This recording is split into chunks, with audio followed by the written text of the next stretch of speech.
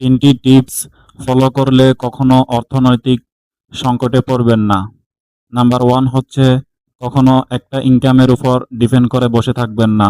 জীবনে কখন কি হয় বলা যায় না। তাই সব সময় একটা প্ল্যান বি রাখার চেষ্টা করুন।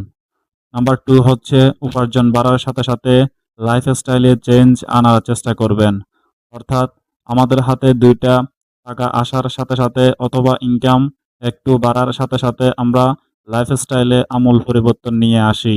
বড় বাড়ি, নতুন গাড়ি এগুলোতে টাকা দেওয়ার আগে বা লাইফস্টাইল আপগ্রেড করার আগে একটু সময় নিয়ে বুঝে শুনে করুন। আরেকটা বিষয় সবসময় মাথায় রাখবেন যে রিচ সাজার থেকে রিচ হওয়াটা বেশি গুরুত্বপূর্ণ। অ্যান্ড নাম্বার 3 হচ্ছে টাকা জমানো। টাকা না জমিয়ে টাকা জমিয়ে না রেখে টাকা ইনভেস্ট করুন। অর্থাৎ সেফ কোনো ইনভেস্টমেন্ট যদি আপনি বুঝে শুনে করতে পারেন, এতে আপনার অর্থ দ্বিগুণ হবে। টাকা জমিয়ে রেখে কখনো টাকা বাড়ানো যায় না। টাকা বাড়াতে গেলে আপনাকে ইনভেস্ট করতেই হবে।